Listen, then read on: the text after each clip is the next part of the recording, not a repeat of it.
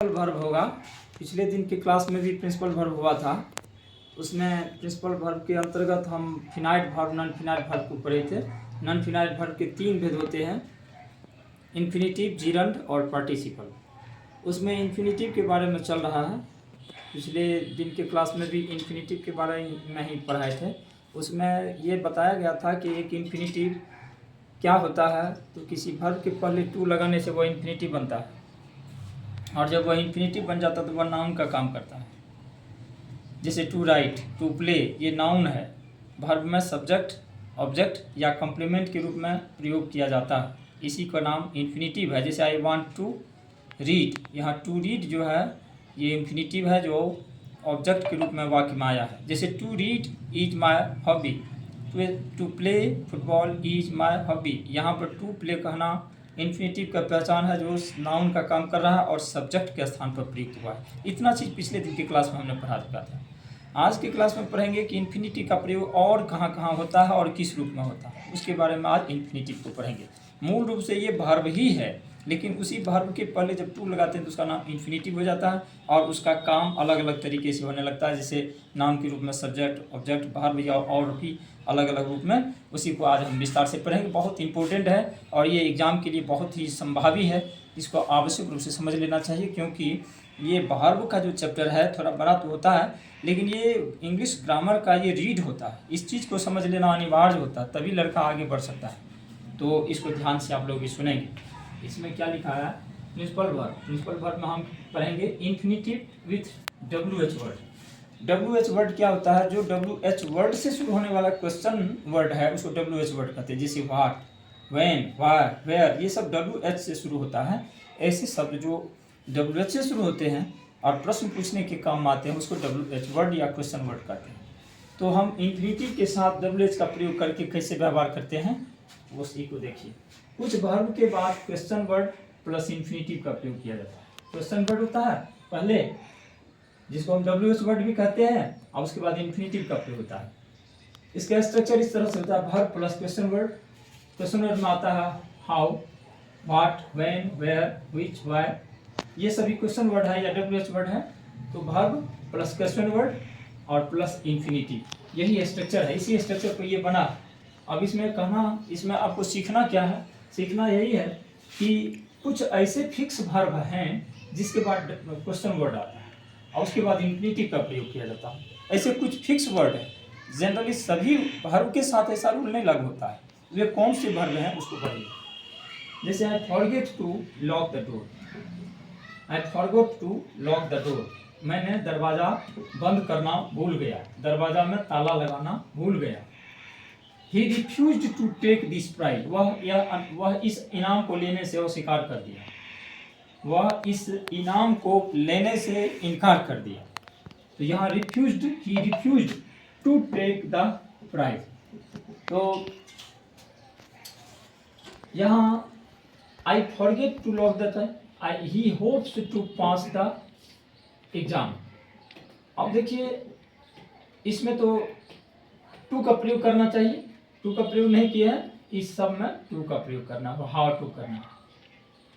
I forget how to lock the door, मैं दरवाजा में ताला लगाना भूल गया या कैसे ताला लगाना चाहिए उसको भूल गया। I refuse to take this prize, how to take this prize, इसमें हाउ का प्रयोग करना है।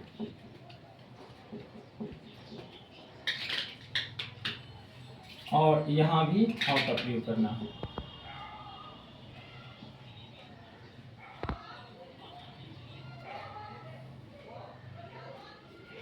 I hope, he hopes, how to pass the exam, हाँ यही how to pass the exam इस तरह बनेगा। इसी तरह के कुछ अन्य वर्ड्स हैं जिनके बाद WH वर्ड प्लस इन्फिनिटिव का प्रयोग, जैसे attempt, appear, aim, agree, arrange, claim, decide, ये सभी जितने भी वर्ड्स दिए हुए हैं ये ऊपर के स्ट्रक्चर के आधार पर बनते हैं। यहाँ 2 नंबर में देखिए, कुछ वर्ब के बाद हाउ, व्हेन, इन्फिनिटिव खास करके आता है।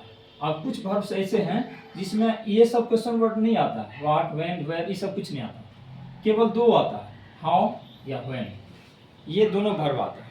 जैसे कुछ वर्ब के बाद हाउ व्हेन, इसका देखिए I know how to drive a car. यहाँ इसका मतलब हुआ कि मैं गाड़ी चलाना जानता हूँ। गाड़ी कैसे चलाया जाता है मैं जानता हूँ। इसका सीधा सीधी शाब्दिक अर्थ तो ये होता है, लेकिन व्यवहारिक रूप में बोलचाल की भाषा में इसको ऐसे कहा जाता है, मैं गाड़ी चलाना जानता हूँ।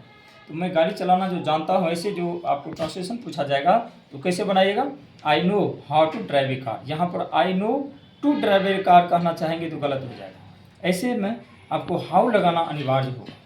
इसलिए यहाँ देखना I know how to drive a car, यहाँ हाउ का प्रयोग छूट गया है, हाउ लगेगा। I know how to drive a car. He learns how to swim, वह तैरना सीखता है। कैसे तैरा जाता है वह सीखता है। यहाँ कैसे तैरा जाता है कहना नहीं है, सीधे कहना है वह तैरना सीखता है, लेकिन बनाएंगे उसी तर्ज पर कैसे सीखा जाता है, हाउ टू लर्न। यहाँ भी हाउ का प्रयोग होगा। ही लर्न्स हाउ टू स्विम, अगर हम हाउ को हटा दें और ही लर्न्स टू स्विम कहना चाहेंगे तो गलत हो जाएगा। तो ये कुछ परमानेंट वर्ब्स हैं, ऐसे फिक्स वर्ब हैं जिसके बाद व्हेन, जिसके बाद हाउ या व्हेन का प्रयोग किया जाता है, और तब अगला कोई इन्फिनिटिव टू से शुरू होने वाले वर्ब का प्रयोग होता है। He decided when to go to Delhi. He decided when to go to Delhi. Delhi कब जाए या दिल्ली कब जाना चाहिए वह भूल गया या वो निश्चय नहीं कर सका। तो यहाँ व्हेन का प्रयोग किया है। यहाँ डिसाइडेड के बाद आता है व्हेन, और तब इन्फिनिटिव का प्रयोग होता है। They remember how to reply, वे उत्तर देना भूल गया, वे उत्तर देना भूल गए। यहाँ भूल गए में क्या लिखा हुआ है, ही they remember how to reply. यहाँ भूल जाना नहीं है, याद करना है। They remember how to reply, कैसे उत्तर दें, उत्तर देना यह याद कर रहा है, यह उत्तर देने के लिए याद कर रहा है। कैसे उत्तर दिया जाता है उसको याद कर रहा है। तो यहाँ हाउ का प्रयोग इस तरह से होता है। तो ऐसे कौन कौन से वर्ब हैं जिसके बाद व्हेन या हाउ का प्रयोग किया जाता है। ऐसे फिक्स वर्ब है ये, discover, decide, find, learn, how, ये हाउ नहीं, रिमेंबर, शो और थिंक। इतना ये सब जो वर्ब है, ये सभी वर्ब ऐसे वर्ब हैं जिसके बाद हाउ या व्हेन का प्रयोग करके इन्फिनिटिव का प्रयोग किया जाता है। जैसे I know how to drive a car, तो यहाँ देखिए इसमें जैसा लिखा हुआ है I know how to drive a car, यहाँ नो के बाद जब भी कुछ लिखेंगे तो हाउ लगाना ही पड़ेगा।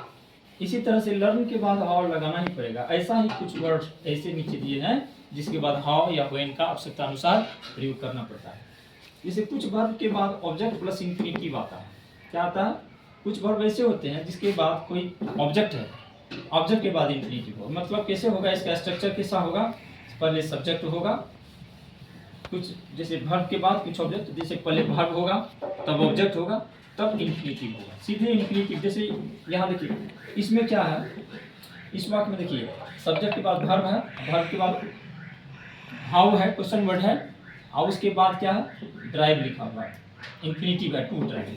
लेकिन यहाँ सो नहीं करना, यहाँ क्या करेंगे, हाउ की जगह पर क्या करेंगे, वर्ब के बाद हाउ या व्हेन नहीं लिखेंगे, वर्ब के बाद कोई ऑब्जेक्ट आएगा फिर इन्फिनिटिव, इसलिए ये दूसरा रूल हो गया। जैसे आई टोल्ड टू वेट, मैंने प्रतीक्षा करने कहा, किसको कहा, उसको कहा। तो यहाँ टोल्ड के बाद कोई ऑब्जेक्ट आएगा फिर तब इन्फिनिटिव आएगा। I told him to wait. जैसे he ordered me to go, उसने मुझे जाने का आदेश दिया। The teacher allowed me him to come, शिक्षक ने उसे आने का आदेश दिया। The doctor advised me to walk, डॉक्टर ने मुझे चलने का सलाह दिया। तो यहाँ एडवाइस के बाद मी का प्रयोग मन ऑब्जेक्ट हुआ है। तो ऐसे इसमें भी कुछ अलग से ऐसे वर्ब हैं जिसके बाद ऑब्जेक्ट का प्रयोग किया जाता है। जैसे allow, compare, forbid, force, invite, oblige, permit, remind, request, teach, tell, urge, warn, ये सब ऐसे वर्ब हैं जिसके बाद कोई ऑब्जेक्ट लिखेंगे तब फिर इन्फिनिटिव का प्रयोग किया जाएगा। अब अगला देखिए, टू तथा इनफ के बाद इन्फिनिटिव आता है। टू और इनफ प्लस इन्फिनिटिव, इसका स्ट्रक्चर कैसे होगा, सब्जेक्ट के बाद फिर टू आएगा, फिर इनफ होगा तब इन्फिनिटिव। इनफ मतलब होता है पर्याप्त, और टू मतलब होता है जरूरत से ज़्यादा, मतलब अत्यधिक। जैसे the box is too heavy to lift, ये रिमूव टू में इस तरह का सेंटेंस दिया जाता है, इसमें टू हटाने के लिए कहता है। तो the box is too heavy, इसका मतलब वह बॉक्स अत्यधिक भारी है, कौन चीज में, टू लिफ्ट उठाने में। He is too weak to run, वह दौड़ने में अत्यधिक कमजोर है, मतलब वह इतना कमजोर है कि दौड़ नहीं सकता। ऐसे वाक्य जो टू से शुरू होता है, यानी जिस वाक्य में टू का प्रयोग होता है, ही इज टू वीक, तो उसके बाद इन्फिनिटिव का प्रयोग किया जाएगा। तो यहाँ क्या करना है, रूल क्या करता है, टू तथा इनफ के बाद इन्फिनिटिव। टू और इनफ, अगर किसी वाक्य में टू का प्रयोग हुआ है या इनफ का प्रयोग हुआ है, तो उस वाक्य में इन्फिनिटिव का प्रयोग उसके बाद होगा। तो यही कहना है। Ram is too fat to run, राम इतना मोटा है कि वह दौड़ नहीं सकता। Ram is too fat to run, यहाँ टू लिखा है TOO, उसके बाद एडजेक्टिव है, तो ऐसे में अगला जो वर्ब लिखेंगे तो वो इन्फिनिटिव के रूप में होगा, टू से शुरू होगा। The shirt is too torn to wear, शर्ट इतना फटा है कि पहना नहीं जा सकता, तो यहाँ शर्ट पहनने में अत्यधिक फटा हुआ है। तो यहाँ टू लिखे हैं, इसके बाद फिर टू टॉर्न, टॉर्न में फटा हुआ, तो अगला वर्ड जो होगा वह क्या होगा, इन्फिनिटिव होगा। आगे देखिए, कुछ वर्ब के दो पैटर्न होते हैं। कौन कौन से पैटर्न होता है, इसका स्ट्रक्चर होता है वर्ब प्लस इन्फिनिटिव प्लस एक हुआ। वर्ब प्लस इन्फिनिटिव होता है पहला पैटर्न, और दूसरा पैटर्न होता है verb plus object plus infinitive. एक ही वर्ब के दो रूप में प्रयोग किए जा सकते हैं, जैसा कि इसमें बताए हुए थे कि वर्ब प्लस इन्फिनिटिव होता है, verb plus object plus infinitive होता है। इसी में एक वाक्य में दिए हैं यहाँ वाला में, verb plus object plus infinitive. इसी तरह का ये जो आगे का वर्ब आप पढ़ेंगे, इस वर्ब में वर्ब प्लस इन्फिनिटिव होगा, verb plus object plus infinitive. ऐसे ही वर्ब का दूसरा स्ट्रक्चर होगा वर्ब प्लस इन्फिनिटिव, यानी कि वर्ब के बाद ऑब्जेक्ट लिखेंगे फिर इन्फिनिटिव लिखेंगे, या वर्ब के बाद डायरेक्ट ऑब्जेक्ट भी इन्फिनिटिव भी दे सकते हैं। इस प्रकार एक ही वर्ब को दो रूप में लिखा जा सकता है। कुछ ऐसे निर्धारित वर्ब हैं, उसके अंतर्गत क्या रूल है देखिए एग्जाम्पल द्वारा। I asked him to leave या आई आस्क्ड टू लीव, दोनों चलेगा। इसमें बिना वर्ब ऑब्जेक्ट का भी वाक्य चल सकता है और ऑब्जेक्ट सहित वाक्य भी चलेगा। इसके बाद इन्फिनिटिव का प्रयोग या डायरेक्ट इन्फिनिटिव का प्रयोग होगा। I asked him to leave या आई आस्क्ड टू लीव, मान्य दोनों का अलग होगा। इसमें हिम का प्रयोग है तो इसमें उसको कहना पड़ेगा, इसमें वह उसको नहीं कहेंगे। लेकिन यहाँ है कि इसको बिना ऑब्जेक्ट का भी प्रयोग कर सकते हैं और ऑब्जेक्ट लगा कर भी या नहीं भी कर सकते हैं। आगे देखना, he likes to teach, he likes to teach, he likes Ram to teach. यहाँ देखिए ऑब्जेक्ट लगा है, इसमें ऑब्जेक्ट नहीं है, दोनों चल सकता है। He wants to go to school, वह स्कूल जाना चाहता है। He wants you to go to school, वह चाहता है कि तुम स्कूल जाओ, वह तुम्हारा स्कूल जाना या वह तुमको स्कूल जाना चाहता है, यानी चाहता है कि वह तुम स्कूल जाओ, इस अर्थ में प्रयोग। इस तरह के कुछ अन्य वर्ड्स हैं, इस तरह के कुछ अन्य वर्ब हैं जिसके साथ यही रूल लागू होगा दोनों तरह से, दोनों पैटर्न के रूप में। तो वो कौन कौन से हैं, beg, expect, help, mean, love, hate, intend, like, prefer, want. ये सब ऐसे वर्ब हैं जिसके साथ हम दो स्ट्रक्चर में, दो पैटर्न्स पर इसको हम बना सकते हैं, subject plus verb plus object plus infinitive या subject plus verb plus infinitive, बिना ऑब्जेक्ट का भी इन्फिनिटिव लगा करके वाक्य बना सकते हैं। इसलिए कहा गया है कि इसमें जितने भी वर्ब दिए गए हैं ये वर्ब ऐसे हैं जिसके बाद दोनों पैटर्न का प्रयोग किया जा सकता है। अगला रूल है, कुछ वर्ब के बाद ऑब्जेक्ट प्लस टू बी लगता है। कुछ वर्ब ऐसे हैं जिसके बाद ऑब्जेक्ट रहेगा और उसके बाद टू बी का प्रयोग करना है। टू बी मतलब होता है is, are, am, was, were, इसको टू बी कहा जाता है। टू बी का अर्थ लेना है is, are, am, was, were, लेकिन कभी कभी डायरेक्ट टू बी का भी प्रयोग किया जाता है वाक्य में। जैसे we know him to be honest, to be honest, मैं उसके बारे में ईमानदार होना जानता हूँ, मैं जानता हूँ वह ईमानदार है। यहाँ इस अर्थ में to be honest. He believes us to be a teacher, वह मुझे एक शिक्षक होना समझता है, मतलब वह मुझे एक शिक्षक के रूप में समझता है। इस टू बी के अर्थ में ये प्रयोग है। यहाँ देखिए कुछ ऐसे वर्ब हैं जिसके बाद टू बी आएगा, टू अकेले नहीं आएगा, टू बी का प्रयोग किया जाता है। कुछ ऐसे वर्ब प्लस ऑब्जेक्ट, वर्ब के बाद ऑब्जेक्ट हुआ, जैसे ही सब्जेक्ट होती है वर्ब है, वर्ब के बाद ऑब्जेक्ट आया है अस के बाद टू बी आया। यही बात कह रहा है कि वर्ब के बाद ऑब्जेक्ट, ऑब्जेक्ट के बाद टू बी। तो ऐसे वर्ब हैं ये जिसमें वर्ब के बाद ऑब्जेक्ट, ऑब्जेक्ट के बाद टू बी का प्रयोग किया जाता है, तब फिर लास्ट में एडजेक्टिव वगैरह आता है। तो ऐसे एस्यूम मान लेना, बिलीव विश्वास करना, फील अनुभव करना, सपोज मैंने कल्पना करना, और अंडरस्टैंड समझना, ये सब वर्ब भी ऐसे वर्ब हैं जो verb plus object plus to be के रूप में व्यक्त किया जाता है। अगला रूल 7 नंबर में है, इंफिनिटिव का प्रयोग कुछ एडजेक्टिव के बाद होता है। कुछ खास वर्ब ऐसे हैं, कुछ खास इंफिनिटिव हैं जिसके बाद एडजेक्टिव का प्रयोग होता है। जैसे I am happy to see him, मैं उसे देखकर बहुत खुश हूँ। यहाँ टू सी क्या हो गया, इंफिनिटिव। यहाँ हैप्पी है एडजेक्टिव, एडजेक्टिव के बाद इंफिनिटिव का प्रयोग होता है। वाक्य में इंफिनिटिव का प्रयोग और कहाँ होता है, एडजेक्टिव के बाद। जैसे it is easy to remember, easy क्या है, एडजेक्टिव है, टू रिमेंबर इंफिनिटिव है, ये एडजेक्टिव है। याद करना आसान है। I am sorry to disturb you, तुम्हें बाधा पहुंचाने के लिए मैं दुखी हूँ, मैं तुम्हें बाधा पहुंचाने के लिए दुखी हूँ। आई एम सॉरी, मैं दुखी हूँ, टू डिस्टर्ब यू, तुम्हें बाधा पहुंचाने का। इस तरह के कुछ और भी वर्ब हैं, जैसे एंग्री क्रोध करना, ईगर उत्सुक होना, डिफिकल्ट मैंने कठिन, कीन मैंने तीक्ष्ण या तेज, नाइस मैंने सुंदर, लकी मैंने भाग्यशाली, रेडी तैयार, प्लीज्ड प्रसन्न हुआ या प्रसन्न।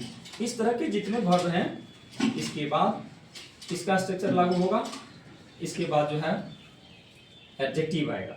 ये सब वर्ब हैं जिसके बाद एडजेक्टिव का प्रयोग किया जाता है टू बी के साथ।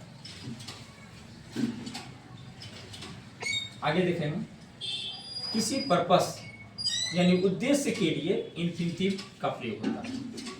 किसी वाक्य में पर्पस या उद्देश्य व्यक्त करने के लिए इंफिनिटिव का प्रयोग होता है। जैसे वी ईट टू लिव, हमको खाने का उद्देश्य क्या है, जीवित रहना, जीना, हम जीने के लिए खाते हैं।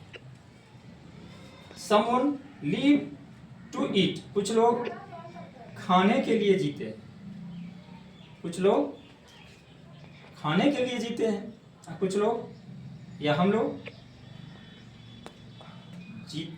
जीते हैं, कुछ हम लोग वी ईट टू, हम लोग खाने क्या करते हैं, हम लोग जीने के लिए खाते हैं, हम लोग क्या करते हैं, जीने के लिए खाते हैं, कुछ लोग खाने के लिए जीते हैं।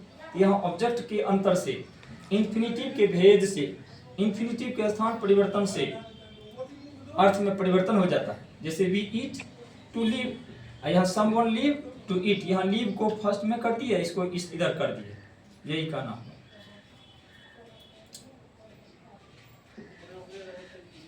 We eat to live, I went to see him, मैंने उसे देखने गया, तो यहाँ पर देखिए जाने का मतलब क्या था, जाने का उद्देश्य क्या था, कि उसको देखना। भोजन करने या खाने का उद्देश्य क्या है, जीवित रहना। कुछ लोगों को जीवित रहने का उद्देश्य क्या है, खाते रहना। तो यहाँ अगला इंफिनिटिव का प्रयोग किसी काम को करने के उद्देश्य से पूरा करने के अर्थ में होता है। इस प्रकार इंफिनिटिव का प्रयोग किस अर्थ में, कहाँ कहाँ, किस परिस्थिति में होता है, आज पूरा हुआ। आज की क्लास में इंफिनिटिव का पूरा चैप्टर पूर्ण हो गया है। अगले दिन हम इंफिनिटिव जो है नॉन फिनाइट वर्ब के जो